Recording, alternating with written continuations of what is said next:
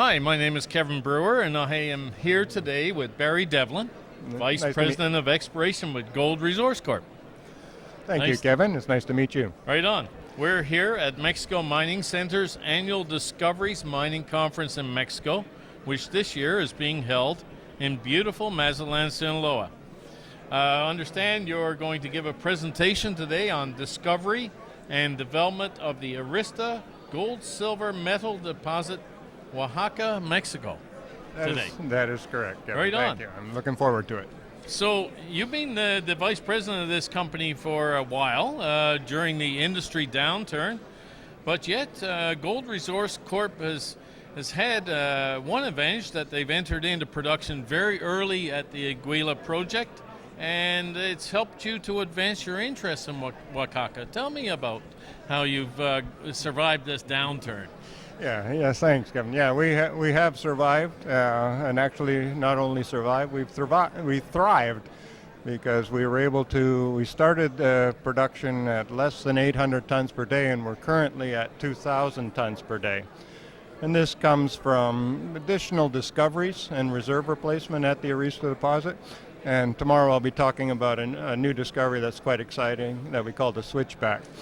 And we've also started up another satellite mine called Altagracia, which was always our plan. Our plan was always to have one central processing facility and then bring in other satellite projects online. So tell us more, a little bit more about those projects, if you could. You've given us the quickie highlight there. Which is your next focus, and what do you think is going to be very important to you in 2019? Well, in 2019, we are going to be bringing into full production that new deposit that we discovered called the Switchback. The Switchback we discovered from underground drilling, and we actually found it from the bottom up. So we're really excited to be able to start looking for up towards surface. The discovery is actually half a kilometer below the surface, with not much of a significant expression of the deposit. So we're very fortunate that it gives us hope that there's other deposits in Oaxaca that are still blind and yet to be found. So we're pretty excited about that, and expansion at that project I just mentioned, Altagracia, as well as looking at some other projects.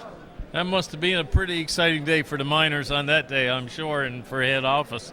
A few bonuses maybe. So anyway, the Arista project, you have a corporate objective in your company, like many, to target projects that feature low operating costs and provide high returns on capital. And I'm just wondering how your Arista project has served to meet your objectives there. Yeah, that's true. That is the corporate objective. And the other objective is to pay back from our free cash flow dividends that we do pay monthly to our shareholders. But you know, the capital, probably the initial capital for the Arista deposit was less than $50 million to build a brand new mine from scratch. So we've focused on keeping costs low as well. We also have a low corporate overhead. We only have 7 people in our corporate office, so that makes a difference. So the Arista has met its objective. And obviously what I mentioned earlier is that we've expanded. So obviously by expansion you get to lower your cost. So again, we did that with all in-house cash flow. We didn't raise any money for like 8 years. So this has all been done with internal cash flow. So the other part that's just a lower cost that we did, we worked with the Federation, the Energy, CFE, I'm trying to remember what the acronym stands for, but the Energy Commission of Mexico. We built a $5 million electrical line to our project for the Electrical Commission, on the grounds that we're going to have free electricity going forward since we paid for it. It belongs to them. So what that does is that's going to lower our costs a lot, because we were doing diesel-generated power. So that in it alone, that took us time. We needed to build the Arista deposit. We had to grow the Arista deposit. When we found out it grew to a certain mass, we were able to take a shot and bring that power line into the operation. And you did mention the dividends. In fact, you've you've returned over $111 million to your shareholders as of October 2018. That's very significant. I'm sure your shareholders must be pretty happy with that. They are, and they were even more happier when we first started the production because we were paying almost 30% of our free cash flow back to the shareholders in dividends. We've since had to, since the turn down, let's say in the 2012, we've had to back off a little bit when gold price didn't really hold back off, but silver did, and so. But we've made up some of that production from zinc, actually, because zinc has been not a bad price in the last couple of years. So yeah, what our hope is still to return, to increase our dividend and be able to attract more shareholder, because that has been a very attractive feature to being an owner of gold resource stock. So I just want to switch gears before we close here. We've got a new administration in Mexico. And I'm just wondering, what changes do you feel are important to ensure that Mexico remains a good jurisdiction for investment? Yeah, I'm glad you asked that question. Yeah, this is a concern, and the point I would respond to that, the question of attractiveness for Mexico is now a serious thing to review. Already, we pay a lot for holding our claims in Mexico.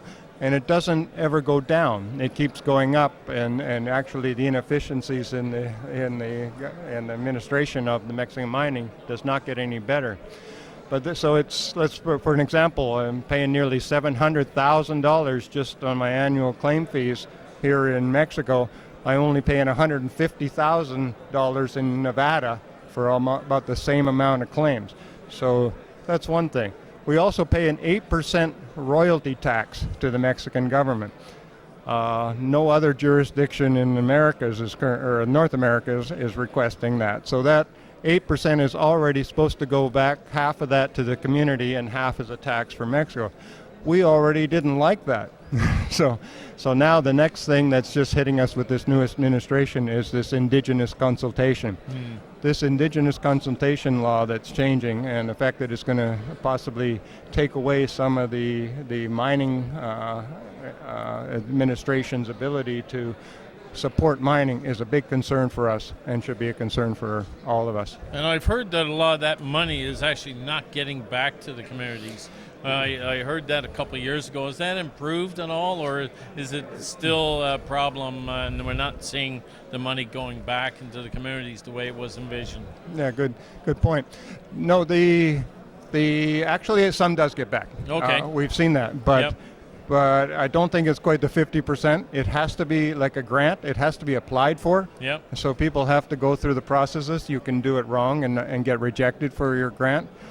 And the fact that we still get communities still coming for a handout, looking for support, tells us that they're not seeing that as a benefit to them. It's they're just looking for more from us. Well, Barry, it's been a sincere pleasure to hear more about your activities.